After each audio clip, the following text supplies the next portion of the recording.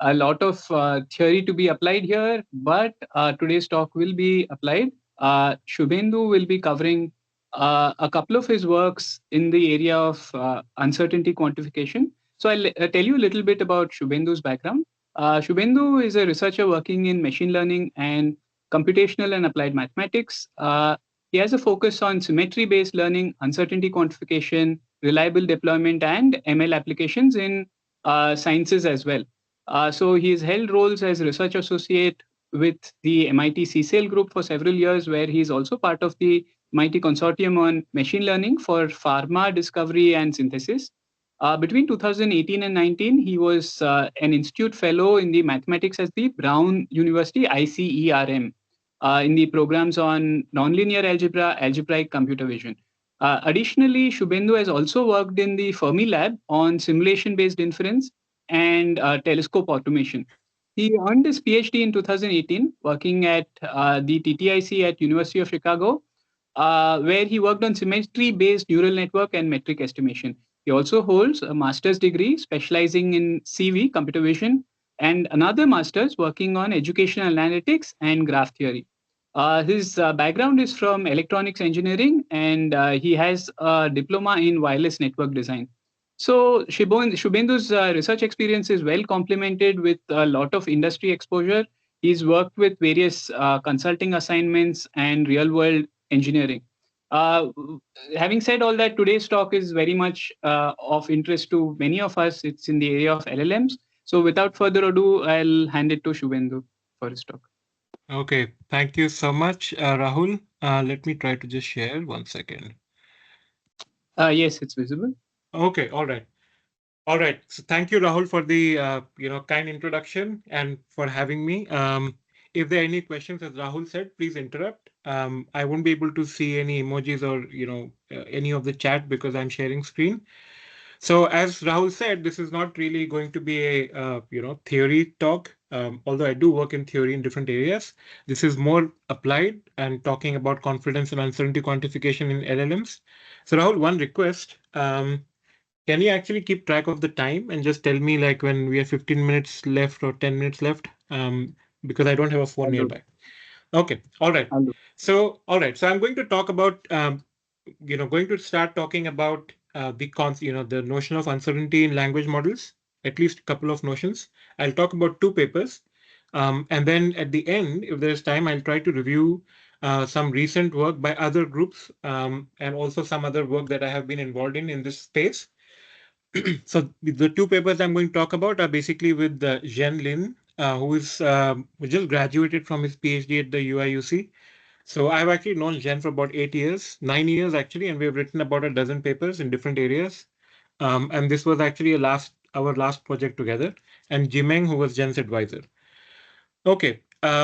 So although I'm talking about LLMs, I'll take a couple of minutes to just talk about some broader work that I have been involved in uncertainty quantification for the past few years. Generally speaking, uncertainty quantification is, just 1 second.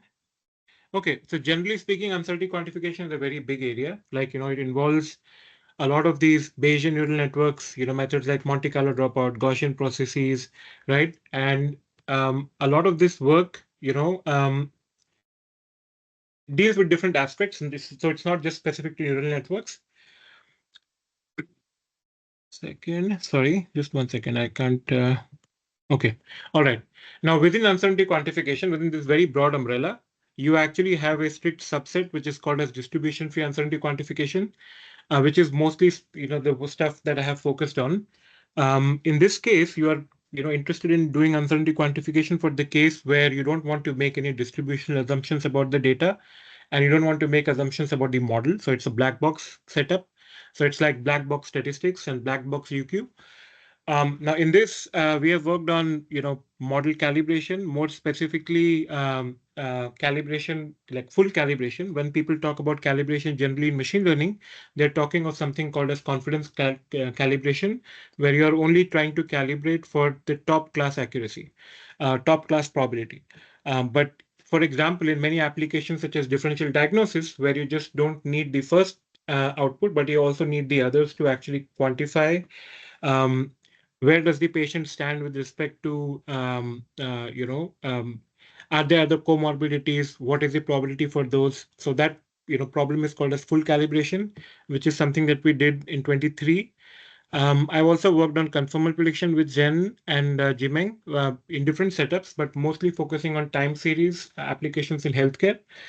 And also, risk controlling prediction sets, which is you want to get a prediction set which is controlled by some downstream risk, which you can tune. And also, most recently, we have been looking at uncertainty quantification of natural language generation, and these are the two papers I'm going to talk about. And this is something that I have actually been actively working on. We have quite a few works that are in the that we have been looking into, and I'll talk about that at the end. So okay, so I'll just focus on the natural language generation part, and more specifically, I'll talk about two baseline methods. One is for a black box LLM, black box setup, so you only have API access, you don't have access to the logits. And the other setup would be a white box access. And I'll present two very simple baselines and also some kind of intuition on what uncertainty quantification and confidence scoring and what is the difference between them. And then, if time permits, I'll try to review some other work at the end. Okay, so when people talk about LLMs, before I get into uncertainty and confidence, people usually talk about hallucinations, right? It's a big problem. People, of course, in a non-trivial way, this problem is not really solvable unless it's grounded to the domain or fine-tuned. But whatever that is, like people always talk about this problem, but it actually is a multifaceted problem. For example, if you have a user input, um, for here, as such, as given here, please recommend a recipe for dinner without sauce. So this is actually from a very nice review. This example is from a very nice review, although I've kind of changed some of the outputs and stuff. I'll give the reference at the end. So here the LLM output is basically saying make a veggie pack, blah blah blah, breakfast. So it's asking you asked for dinner. It's actually giving you something in breakfast, and then also it says the user input says without sauce, but it still added sauce at the end, right? So hallucinations are of different types, right? So you could call input conflicting hallucination, which is basically that you were actually asking for a recipe for dinner, but it gave you something for breakfast. This happens in some language models, and often if your prompt or your question is big, then this is more likely to happen, right? And then there's context conflicting hallucination. You had mentioned sauce, that you didn't need sauce. In fact, both of these you know can be similar to each other in many cases. Like for example, in this case, the first one, input conflicting hallucination, could also be a context one. And there's also fact conflicting. For example, it says tomatoes which have high protein, which is not true, which is because they are not high in protein. And for each of these cases, there are basically different bodies of work. There's a lot of exploratory work, and it's actually still just scratching the surface. And there are different data sets that I just given some examples of for each of these cases that people work on, try to tune LLMs and come up with different methods to mitigate some of these. However, hallucination is Hey, not the only problem. Sorry. sorry, quick question. So, what exactly is the difference between input and context here? So in this case, they actually, this is not a very good example. I should have thought about it. So in this case, they're actually the same, because here the input is just, you had specified something, given it a specific instruction, but it didn't follow it, right? So for example, you said a recipe for dinner without sauce. So in this case, like for this particular question, these are actually the same. They both are contextual or input based, but in some cases, you can actually give it some extra context, like it could be some instruction or something. So I just wanted to keep the question short, so I just didn't I didn't think that these two would conflict. But if you give it some extra instructions, that would become the additional context, and sometimes the LLM output can go against the context. So so here basically you're specifying something very specific, right? I want something for dinner, and it's saying, oh, recipe for breakfast, right? But you could actually have much larger instructions. I'm actually calling this sauce context, but this, as I said, it's a conflicting example, so I should have thought about that. But in Okay, general, you can okay, have yeah. you can have broader context, and that context can be conflicted, right? But anyways, so when people talk of hallucinations, like, but that's not the only issue with LLMs. You have a bunch of other problems that are also very active areas of research. For example, you might have ambiguity. Like here, for example, it's asking what's the capital of France and basically says something else, right? The answers can be incomplete. You ask something, you specify that you want XYZ, or you want a particular thing, but it gives you an answer, but sort of doesn't do the full thing, right? It can also be biased. So there's also a lot of work in fairness in language models, and it also can be uninformative, and there are a bunch of other problems. So it's not the only problem. But then, if we talk about all of these situations, like the hallucination and ambiguity and incompleteness, there are very different reasons for this. This again from the survey. For example, it could be something to do with not getting trained properly, right? So one solution for that could be that you curate the data properly for it. So this is particularly important if you're working in specific domains. It's overconfident. In that case, you could curate the data, or you could fine tune it at the end. So it could be like supervised fine tuning, or the alignment is not good enough. So the solution for that is RLHF. The other is you have a generation time risk, where you're talking of some decoding strategies, or you basically connect it to a knowledge base to check whether the answer is correct or not, or you actually connect it to uncertainty.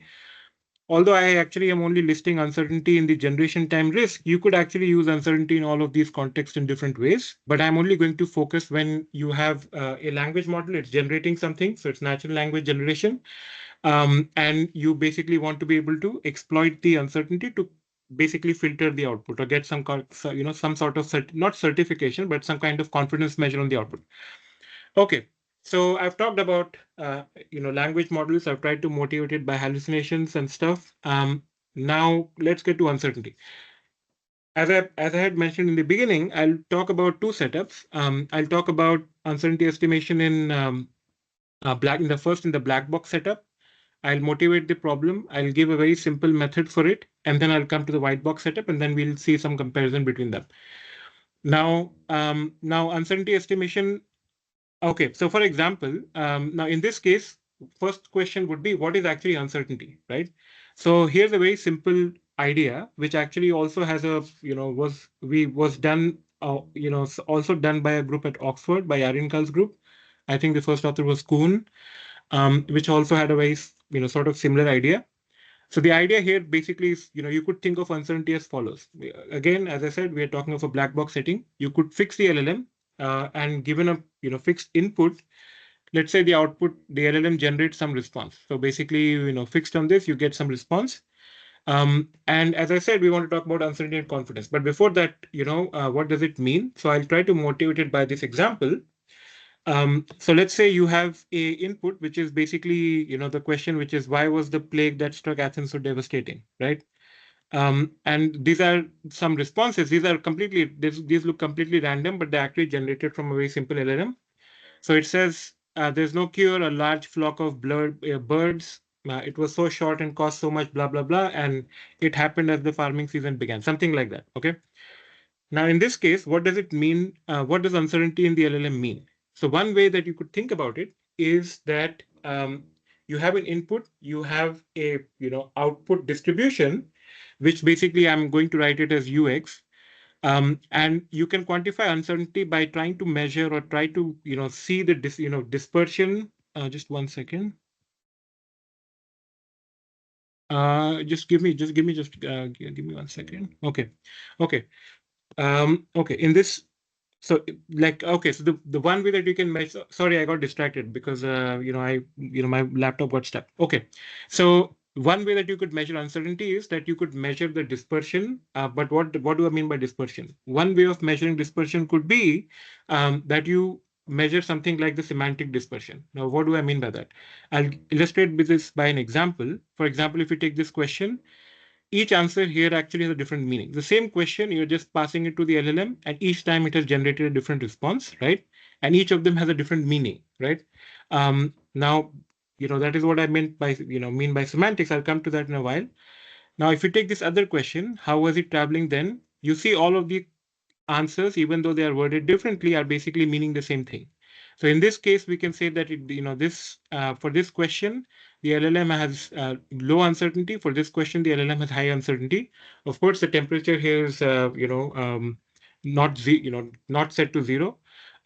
So there's some variation, but you see that there's some here the semantic dispersion is low. Here the semantic dispersion is high. I'm only trying to illustrate by an example.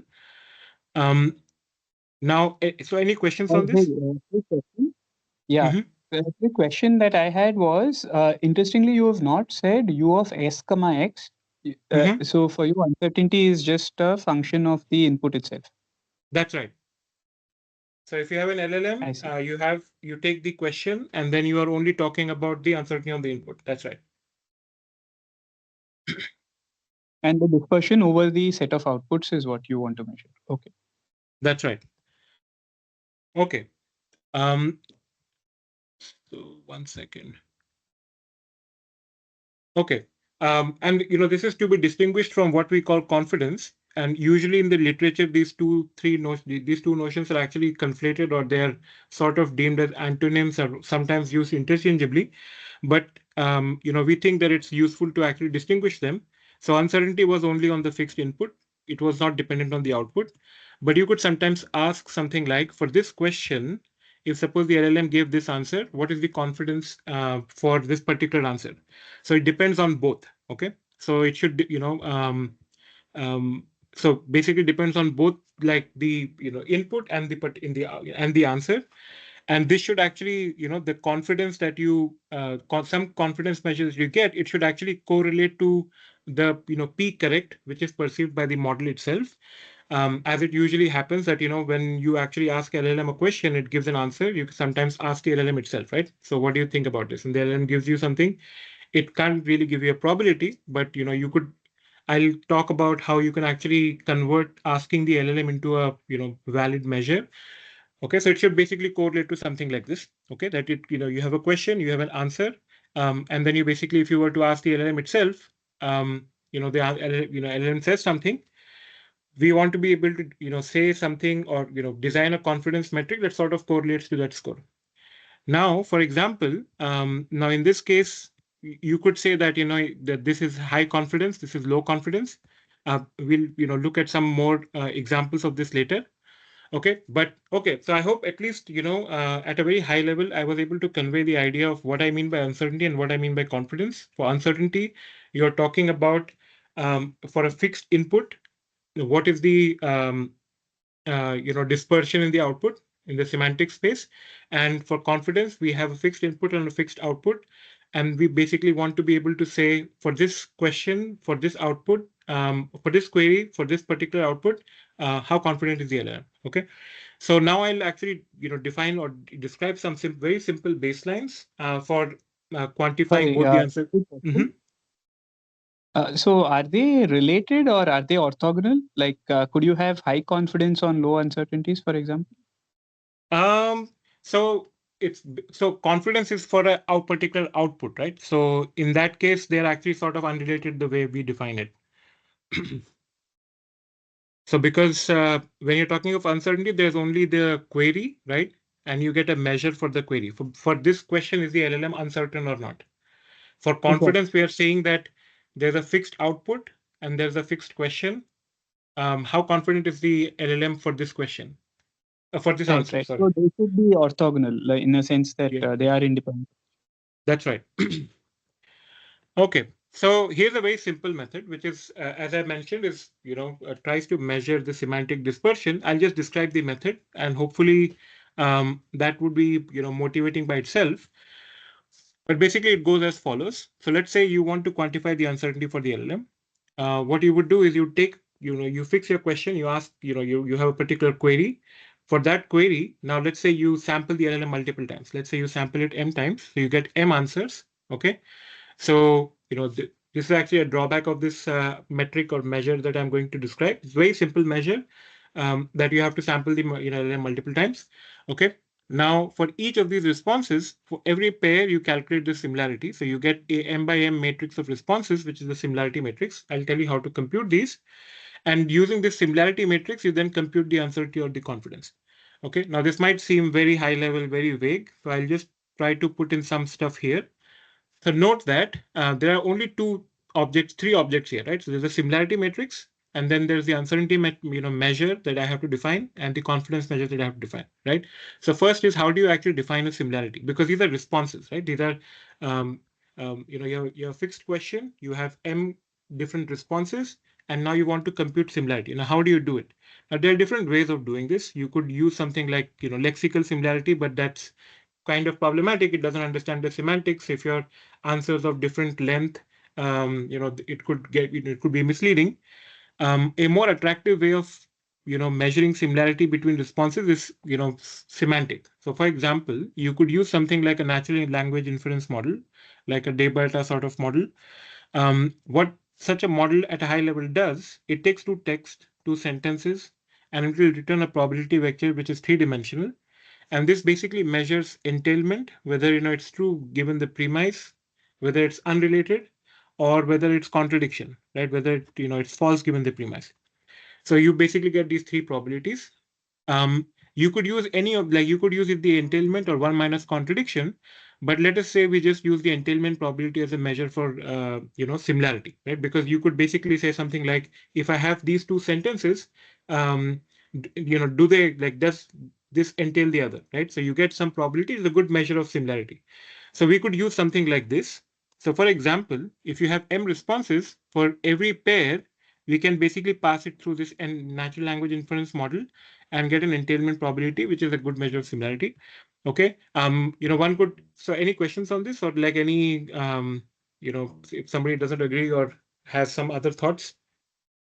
Yeah, a quick point that came to mind is entailment is actually dependent on order. Is that a concern? No, I So, for mean, you example, could, SJ1, SJ2 is different from SJ2, SJ1, right. So you could, or so does basically, but right. So you could actually symmetrize it. That's what we actually do in the paper. So that's actually reasonable. So, okay. okay. So now, so once you actually have the similarity matrix, as I've mentioned, now you want to be able to use the similarity matrix to define uncertainty and the confidence. Okay, so here's a very simple method of defining the uncertainty, which might seem very, you know, since like it's a largely a theoretical, it might seem very simple, but basically just using the eigenvalues of the graph Laplacian. So where do I get the graph Laplacian from? This is a similarity matrix, right? And by using the similarity matrix, you can you can compute the degree matrix, which is basically summing over the rows. You take the d minus w. So I think that's I always forget the name for it. It's called the no, it's not the random walk Laplacian, but one of those Laplacians, a d minus w.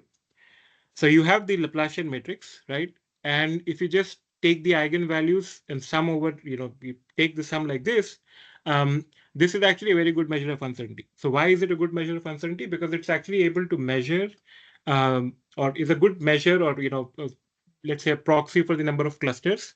Say, for example, if you were to just take, a output that graph that looked like this, just one connected component, or if you had three, basically what I'm trying to say is if we take the similarity matrix and you compute the Laplacian out of it by just looking at the eigenvalues and just taking the summation, you can sort of get the number of clusters. I'll illustrate this by an example. For example, let's take the question on the left, which is basically, okay, David Gilmour and Roger Walters were in which rock group? So the answer is Pink Floyd, right? And on different generations, these are the M generations, okay? It says Pink Floyd in Edinburgh, Pink Floyd Shambles, Pink Floyd, Pink Floyd, Pink Floyd, right? So if you see, there are actually just two clusters. So almost two clusters, slightly more than two clusters, because this is slightly different answer. And if you plot the eigenvalues, you see that there's actually an eigengap. There's a small gap over here, and then it's the same, right? Now, if you take another question, what claimed the life of singer Kathleen Ferrier? Okay, the answer is cancer. And if you ask this to the LLM, you'll basically see it gives answers that are all over the place. It says leukemia, it says low blood pressure, and then it says cancer in 1953, at 41, breast cancer, tuberculosis cancer, leukemia cancer, throat cancer, right? So if you see, there are now a lot of clusters here. So there's different semantic clusters. There's a larger semantic dispersion here. So if you take the eigenvalues, plot them, this is actually visible here, right? So if you just take the UIV measure that I mentioned here, it's going to be higher. So here it was 2.1, which is reflecting the number of clusters. Because we have to be a bit careful about it, because it doesn't always reflect the number of clusters, as a lot of people here would know. But it's some sort of proxy for it, right? And here it's 5.9, which is actually sort of in line. Of course, it's a cherry-picked example, but this is sort of in line with the number of clusters that you see here, right? And the idea basically is that if you have, and this is actually a good measure of the semantic dispersion in the output. So if you have a particular question, you generate multiple answers, calculate the similarities, take the Laplacian, take the eigenvalues, and then just add them up like this, you'll be able to get a good measure of the uncertainty. Now, this is a very simple method, but it's actually a very strong baseline. And I'll tell you how you could use it.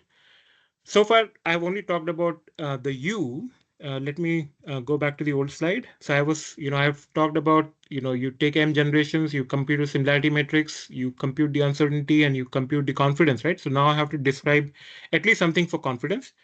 And by the way, in the paper, we have a bunch of other methods. So I'm only describing the simplest one because it's a strong baseline, and I think it's the easiest to motivate. That you are basically looking at clusters in the semantic space. Okay. A Now, quick question. sorry. Yeah, one question I had was, does this measure depend on M? So if you likely increase the number of generations, would that measure possibly change or not really?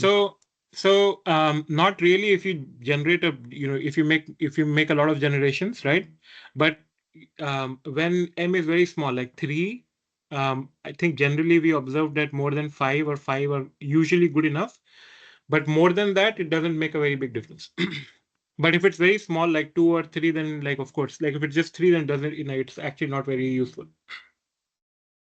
Because 1 minus the tail eigenvalues goes to 0, I guess. Yes, exactly. Okay, so now I had only talked about uncertainty, but we can also talk about confidence. I didn't talk about confidence, but you could actually use the same very simple metric that I described earlier, or similarity matrix I described earlier, to get a very simple confidence measure. Again, in the paper, we actually described a bunch of, we describe a zoo of such metrics, but I'll describe the simplest one here. So for example, if you take the similarity matrix I had described earlier, and you take the degree matrix, which is basically summing these similarities across row wise, this is actually a very good measure of confidence. Why is that? Because if you take these M responses, and you are you're finding the degree for every response, which is basically this summation over these W's, right? If the degree is high, it means that this response is well connected to the other responses, which means it's actually lying in a confident region of this, of the LLM's output space for that question. And if the degree is low, it means it's kind of isolated, so the LLM is not very confident about it, right? And you could also use the degree to also define another uncertainty measure. So notice that this just depends on X, but you could just use the degree not divided by M, like normalized by M, and it's actually a very good confidence measure. When I say very good, it's not meant to be self-praise, but it's just like it's very simple method, but it actually provides a very good proxy for that you could actually fine tune on some held out data for for particular domain applications that you're looking at, and that actually gives you a good measure of how confident the LLM is for that particular output. Okay. But you could also do a bunch of other things. For example, we had the similarity matrix. You could just compute the eigenvectors of the similarity matrix. And then you can actually do things like, find the centroid, for example, right? So you can get these eccentricity sort of measures, or you can take the norm of it that will give you the confidence. So you can do, things like that as well. And these are, progressively a bit more, more refined than the others, but mostly give similar performance. Okay, so any questions on So, till? Shubhendu, Mhm, yeah, I was actually having a doubt. So when you mhm, spoke about uncertainty, it was easy to view it and say, hey, this is probably right because there are two clusters in this case. But how do mhm. you calibrate your uncertainties? Like, how do you know this is a good uncertainty out measure? So that's a very good question. Actually, I have an example at the end, but basically you assume that let's say you're working in a particular domain, and let's say you are working on legal question answering. I will assume that there is some calibration data available for which you have, you know, um, good answers, where in the sense like, so you basically have the question, you have a good answer, right? And that can be used to define using GPT-4. There's actually a paper by Candace, John Cherian, and I think there's another group at Stanford by, I think, Tatsunori Hashimoto, where basically what they do is they have this calibration set, they use GPT-4 to basically score it, and then using this calibration set, they can actually, you can then go and tune the uncertainty. So um, basically, like, Thanks. yeah, yeah. Okay. Question. Yeah, this is Aditya here. This is very interesting uncertainty measurement.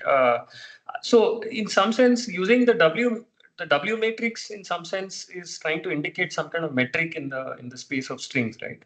That's right.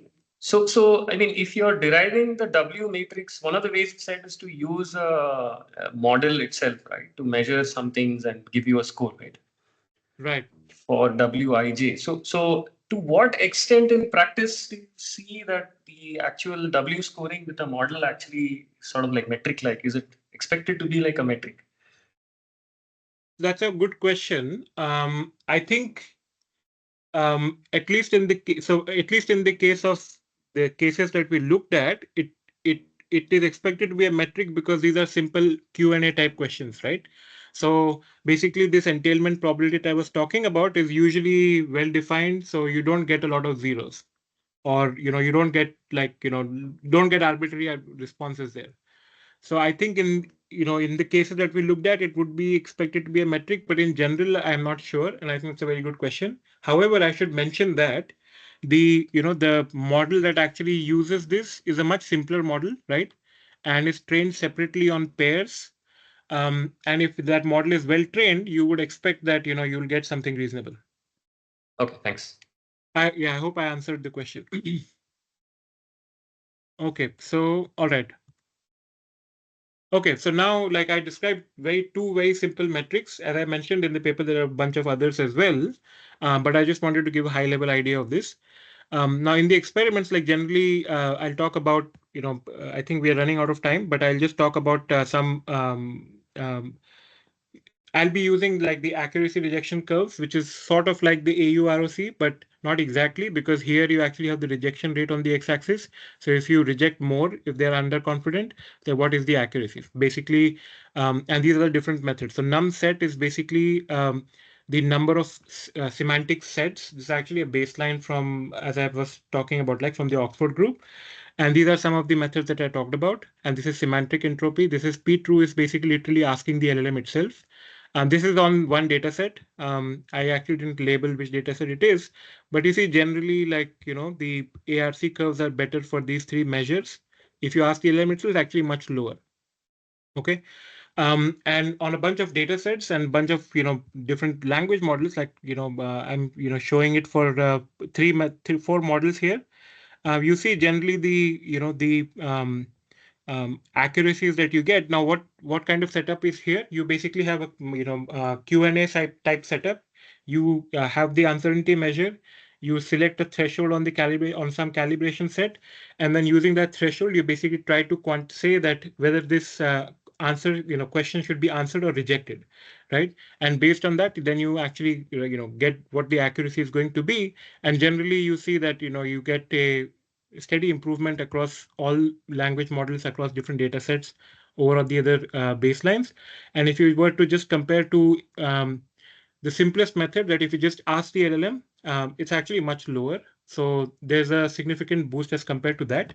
And note that all of this is in the black box setup. So you're assuming there's just API access, right? So there's no, you don't have access to the logits. So now what you could actually also ask that when you ask the LLM, right, p-true, and let's say you have access to the logits, can you actually use that information to get a better confidence score?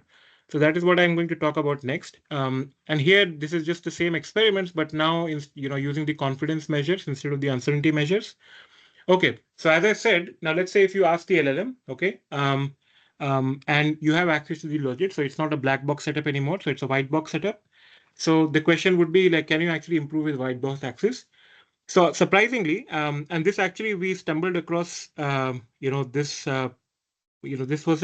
going to appear at MNLP, I think, in a couple of weeks. We actually stumbled across this while studying another problem, which is like the attention sinking phenomena, which is very interesting. And we haven't finished the project on that yet. But while doing that, we realized that actually you could just use the logits to improve the confidence score or get a better confidence score. Okay, so now here's a quick motivation. So how am I doing on the time? You have time. 20 more minutes. Okay, good, great. Okay, so here's the setup. Now in the white box LLMs, basically what people usually do, I have to sort of decode this, bullet point. In white box LLMs, what people usually do is when they want to get a confidence score, they don't do all of the stuff I was telling you about earlier, that you make multiple generations and people just take the log, normalized log likelihood. Okay. So because you have access to the logits, you can just take the likelihood, and that's usually a very good confidence score. So in a lot of the papers, like there's a host of papers on conformal language, natural language modeling. Then there are a bunch of hallucination detection papers. There are a bunch of supervised fine-tuning papers for mitigating some of these things. They just work with the log likelihood, right? And that's actually a very good confidence score. Now the question is, can you actually improve this? And the hint to improving this is what I actually described earlier. If you just ask the LLM, it says something. But since you have access to the logits, can you actually use this to improve this very simple confidence score? Okay, this is a very simple baseline, but as I said, we stumbled across this very randomly while working on something else. Okay, so the sequence likelihood is of course just defined as this. This is, we are assuming we are working with an autoregressive model. So far, most of these models are autoregressive. So this is reasonable, but this will not work if we are working with some other sort of setup. And usually this is normalized. So for example, if you have a generation which is of different lengths, you want to normalize by the length. So it's the normalized sequence likelihood, right? Now, one of the issues with this is that it conflates. If you just take the sequence likelihood, it conflates semantic and syntactic elements. Now, what do I mean by that? For example, take this question: which country won the World Cup in 22? And let's say another person frames the same question in this way, like, when did Messi win the World Cup? Because people can ask like that, right? Because they don't think about the country, they're thinking about the player. So the framing is a little bit unusual. And let's say you get an output for this that, Messi emerged victorious in the 2022 World Cup. So it's a correct answer, I think, because I don't follow football and I don't care about sports. Although I used to play like till the national level at some point, but now I don't care. Okay, so I assume this is the right answer for this. However, the point that I'm trying to illustrate is that um, in both of these cases, if you have this particular question, basically the sequence log likelihood that you get can be altered because of the fact that you have this unusual expression. This question would have given you an answer for Italy, and this question would have gives you something like this, and this basically alters the log likelihood, right? Basically, like, what I'm trying to get at is the log likelihood doesn't understand the semantics or the syntactic elements. It only tells you S follows X according to the training data, right? That's the only thing that it captures. So how can you actually separate these out, or at least try to get some sort of signal about both of these elements and put it into the confidence measure or into the log likelihood? So okay, before I do that, let me try to just illustrate this sort of in a orthogonal manner by using a example from ImageNet. So as I said, the log likelihood, the sequence log likelihood only just captures this. It only, you can only say this is what it means, right? The S follows X according to training data, right? And I was saying that this actually conflates some of the context or, the semantics or, can conflate semantics and syntactic aspects. Okay, so here's an analogy via image classification. So let's say you take some cats that appear in ImageNet. They appear in all sorts of backgrounds and setups. So one of them is also wearing a crown, I think, right? And there's also a dog here, which is no, it's not a cat, but somehow it's mislabeled or whatever. Now, somebody can actually ask, so what is the probability that y equal to cat given x? Now, this can have different interpretations, right? The input image is of a cat. That is one way of saying it. There's a cat in the input image, right?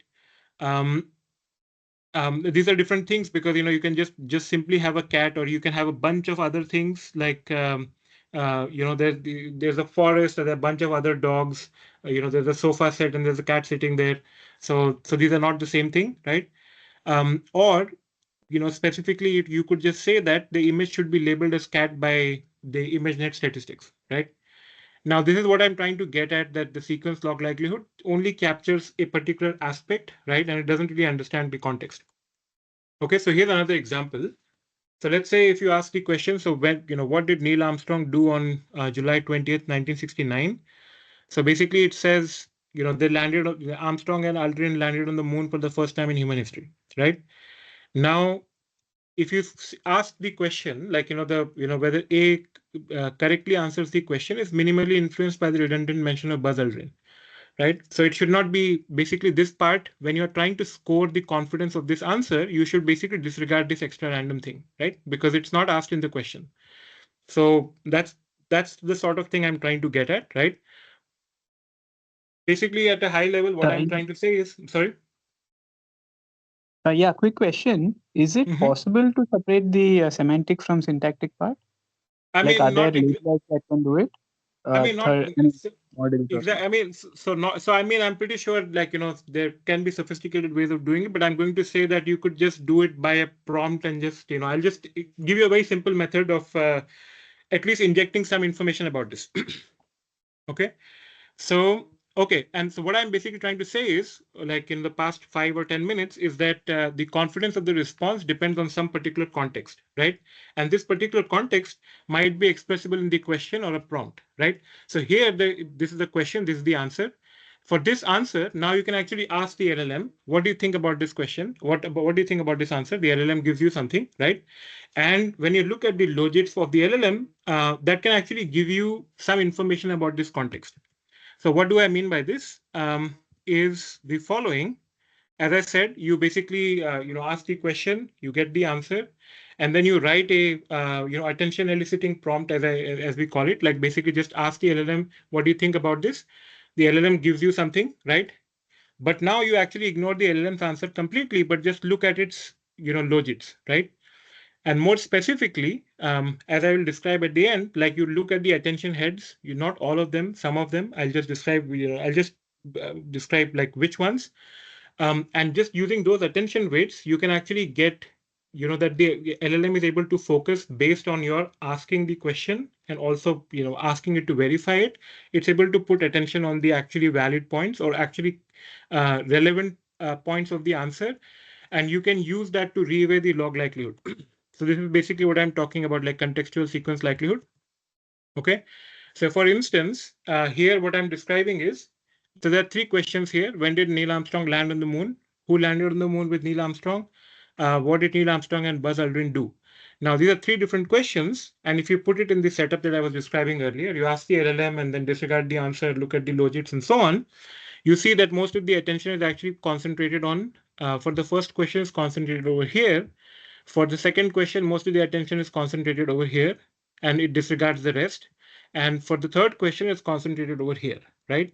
And, this is, you can look at the paper, but like, the CDF is just like, you take these different responses and, if you change the response, how much does the attention change? This is what has been plotted over here. The point of just describing this is that this is actually a reasonable and significant signal. So basically, if you change the question and you measure the delta in each cases, like it will be statistically significant. Now, that's what okay. So I just said what I was trying to describe here.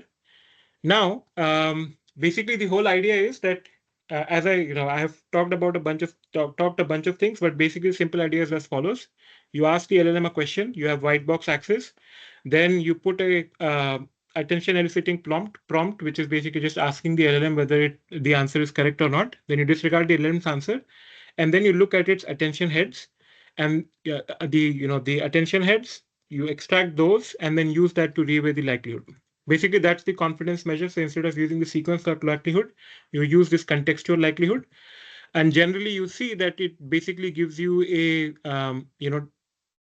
steady delta over the other methods. So this is P true, which is just asking the LLM. This degree is basically what we had described earlier.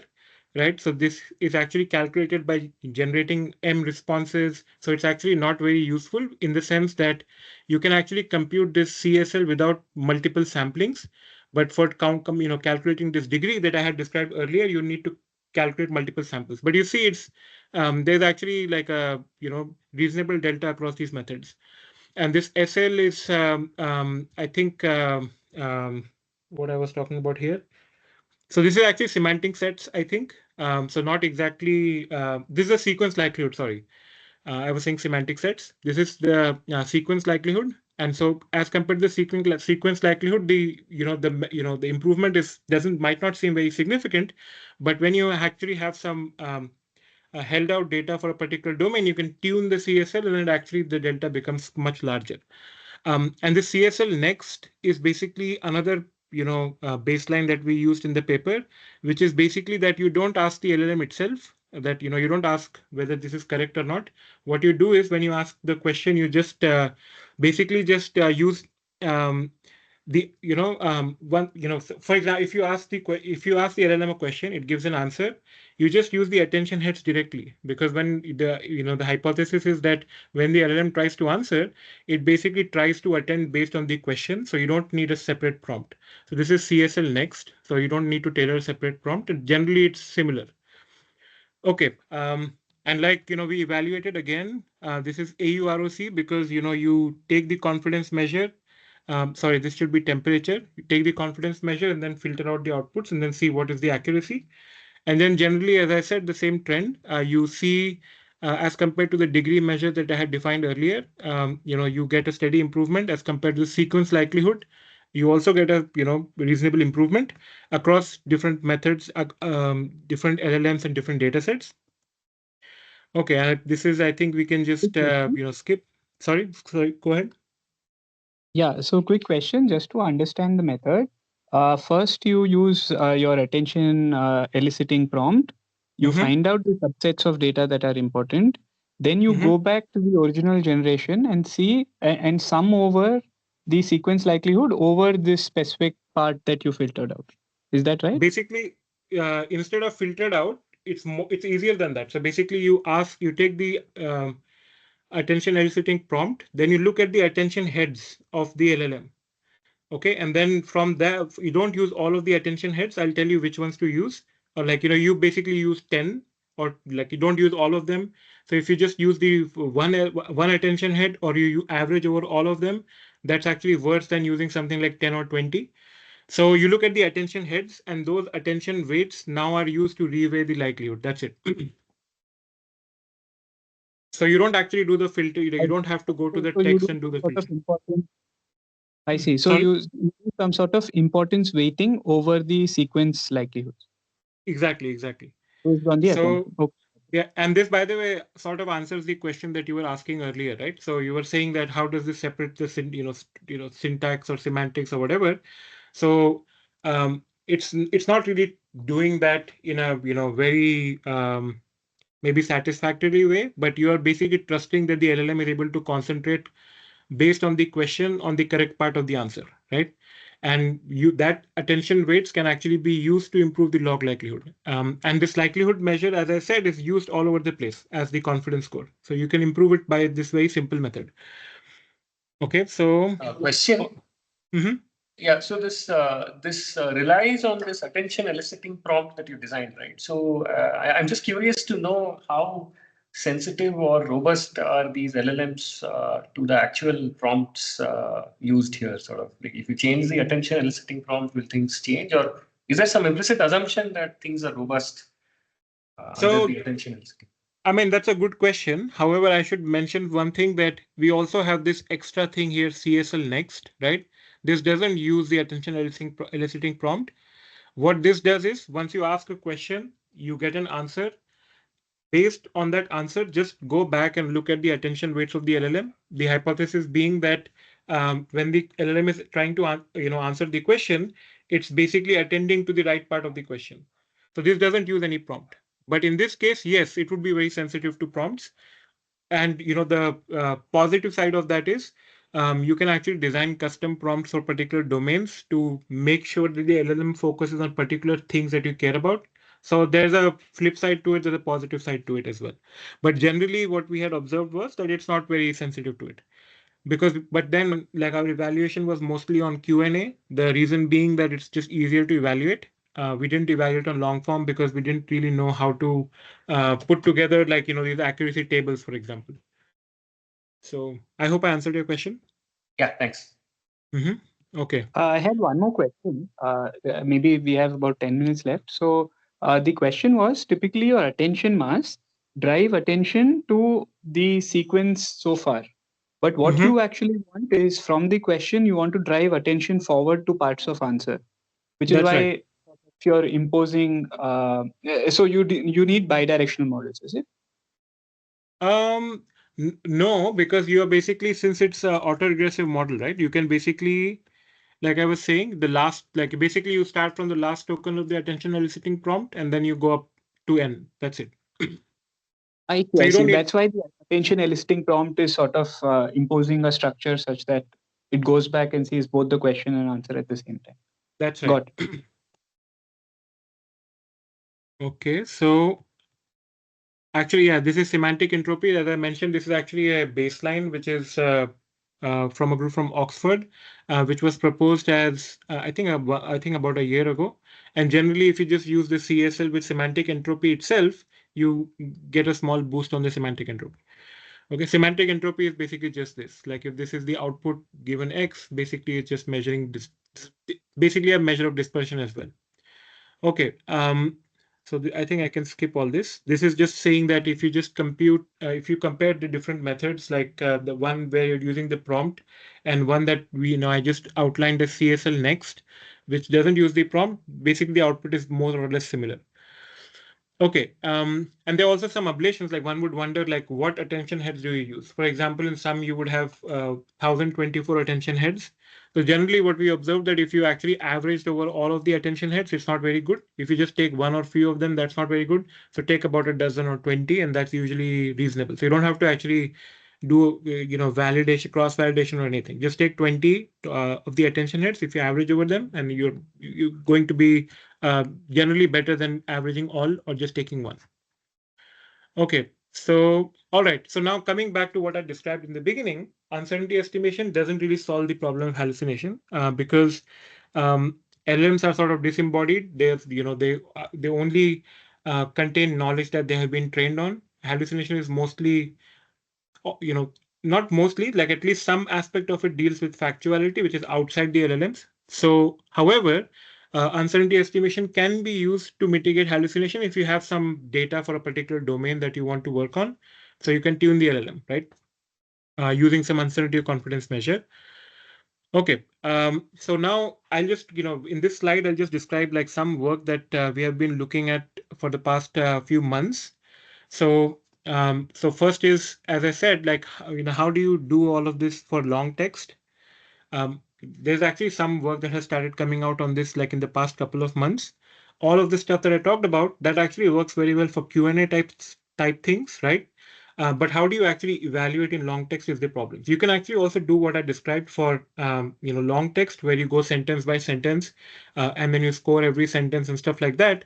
But then, like, you can't do these multiple generations. If you take the contextual likelihood I described, how do you actually use it, and how do you actually evaluate it?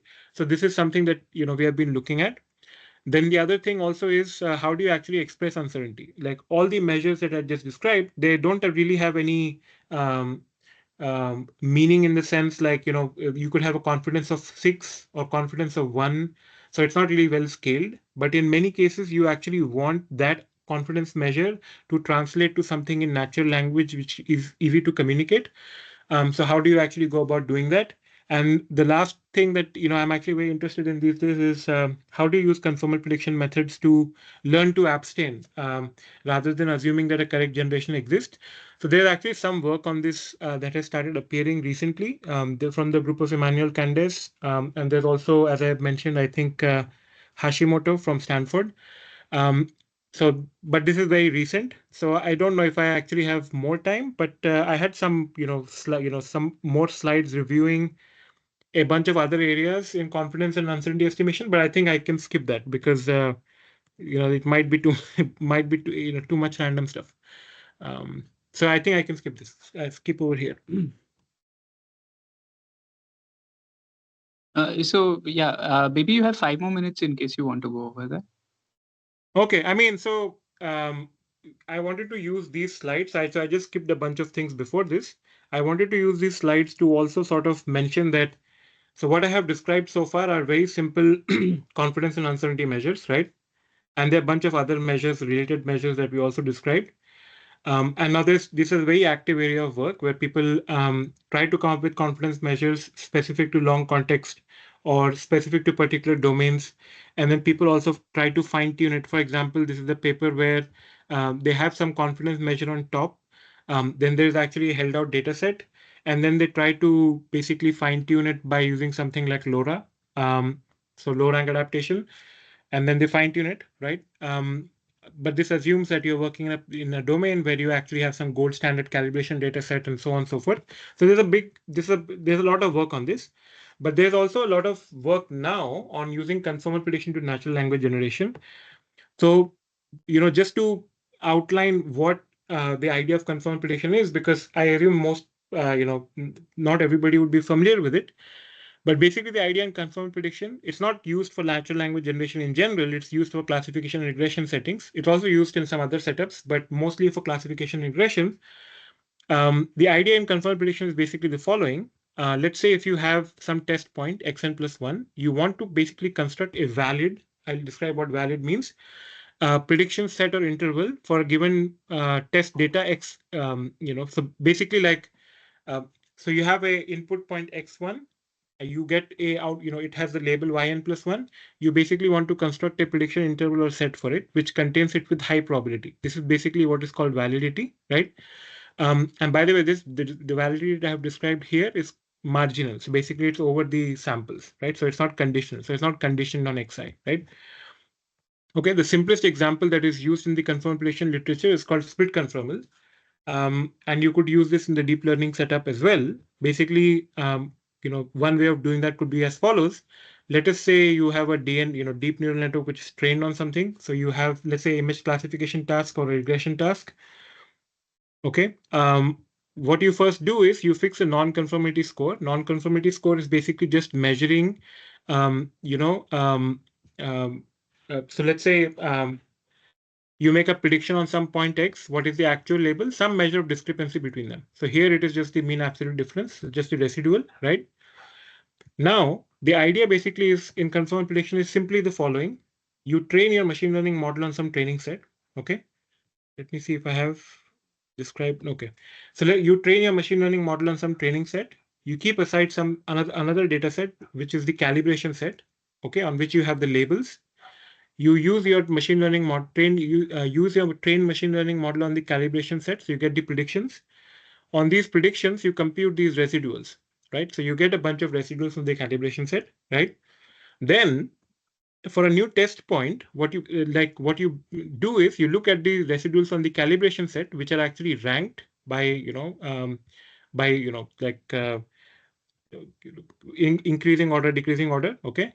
And then basically you split it by some requirement, like for example, if you want this alpha to be 0.9, so you look at the 0.9 quantile, and based on that you construct a prediction set. So basically now for the output that you select, for example, if you get a test point xn plus 1, you make the prediction by using this neural network on the xn plus 1, but by using the calibration set and by using this ranked statistic, you get the prediction interval as well. That is basically the idea of conformal prediction at a very high level. I'm not sure if I messed it up because I'm able to see the time, so I'm kind of hurrying up because of that. But basically, this is the idea of conformal prediction. You don't want a prediction. You want a prediction band, prediction interval. You don't just want a prediction band. You want it to be valid. Valid meaning it contains the true label with high probability. And this very simple construction actually ensures it marginally. Okay. Now, there's some work that has started coming out recently, as I said, which is about using conformal prediction in language generation setting. So, for example, if you want to measure factuality, now not using the confidence measuring or uncertainty quantification stuff that I described earlier, So the work that uses confirmed prediction basically does the following. Like this is very recent work, which basically, let's say if you have a question like this, the question is, where was Lincoln born? The correct answer is Sinking Spring Farm, Hodgenville, Kentucky. I have no idea if this is correct. Okay. Let's say if your LLM outputs these three different things on a farm in Frankfort, Kentucky, which is incorrect, right? Frankfort, Kentucky, which is also incorrect, but Kentucky is correct, right? So for example, what this work does, it basically creates this entailment set of all these responses, okay? And then using this, what it does is it takes the LLM response, it basically divides it into these segments, okay? And then for each of these segments, it basically produces a confidence score that that is actually trained on some calibration data, okay? And that is actually tuned by using conformal prediction. So you're basically able to say that if you have some calibration data set which is reflective of what you're going to expect in that particular domain or particular application, you can actually train the LLM to abstain, which would be quote unquote factual. I say quote unquote because they basically use GPT-4 for basically scoring. So there's some doubt on like this thing on that. But the interesting thing here is that it's not just a confidence score. They basically are able to get you a guarantee that is as I described over here. And there's some even more recent work which is by oh, sorry. I got this. Sorry. One second. So, oh, sorry, I got the title incorrect. This should be Cherian and Gibbs and Candace. So, not Maureen Hashimoto. So, what they basically look at is basically they take this work which uses conformal prediction to basically score segments of the LLM outputs and then say whether it's factual or not, right? Correct or not. What these people do is that they basically identify that the guarantee that is obtained in this work is marginal. So it's basically averaged over all possible prompts or inputs, right? But that's not very useful because what you want is something that is conditioned on a particular input. But then in conformal prediction, as some of you might know, conditional guarantees are actually in a distribution free setting are impossible. But then if you happy to work with some approximation, then you can actually get something reasonable. So what they actually do is they use a method which is motivated by multi-calibration, which is like sort of like a group conditional coverage. And by that, they're able to make sure that the outputs are not rejecting too many things. Like in the previous method that I've described at a very high level. I'm not sure if I did a good job at it. But then one of the issues with it is that it actually ends up rejecting a lot of sentences, and you need a lot of calibration data to actually get it to work properly. But in this case, if you actually make the conformal wrapper that provides you the confidence score conditional, then it's able to make sure that it's not rejecting too many things. So I don't have the time to get into the details of this, but we can actually discuss after the talk gets over.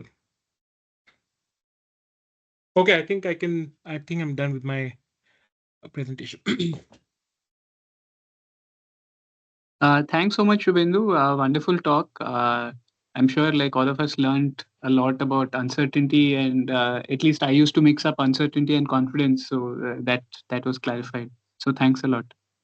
Yeah, sorry, I actually sort of went, lost focus a few times because my phone kept ringing. Right. So actually, we'll open the floor for questions. So if anyone wants to unmute themselves, Ame, you can unmute and ask your question. Yeah, okay. So mainly, I mean, the different answers are due to the higher temperature, or is there something else happening also that are giving the different answers? Right.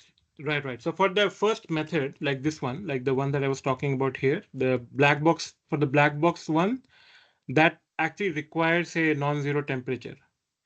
But the second method doesn't require temperature, right? Because it's just looking at the logits, and it has a prompt that asks the LLM, and then you look at the attention heads, use the attention heads to weigh the likelihood. So there are no multiple generations in the second case, but in the first case there are. Okay, got it. Thanks. I had a couple of questions as well. So what's the moral of the story? For mitigating hallucination, should we be using uncertainty or confidence? So that's one question. The second question I had was, let's say you had more than white box access. So you did want to do some training. You had training access. Like, could you actually train your attention to be better calibrated, especially on the second method? So that's the question. Right. So for the first answer question, you would be more interested in confidence, right? Because if you are mitigating hallucination, you are looking at particular generation, right? So you're not just concerned about a fixed input and what is the dispersion of the output on that particular input. So for hallucination, you would be tuning or working with the confidence score. The second question is, Yeah, can you do training over? Can you do training over? These the CSL method, the yes, attention to be actually calibrated to yes, perform even better. No, yes, you could actually. It's something that I am interested in doing, but I just haven't had the time to run the experiments.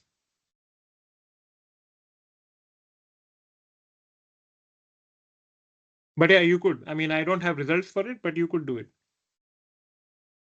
Yeah, I was actually wondering whether, while doing the generation itself, if you could look at the attention weights, if you have bidirectional attention, if you had attention weights of the question over some parts of your answer over others, like you could possibly at least have uncertainty over particular words even while generation. So that would be quite useful. Right. This is sort of post the whole answer is generated, then you have a look, right? Like, can you do something during generation is one other question one might consider. Anyway, thanks. Yeah, interesting question actually. I'm not sure how it would work, but I'm pretty sure you could do something.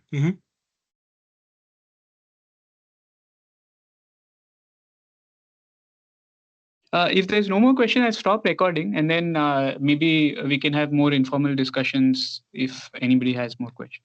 Sure. I should probably keep sharing my screen.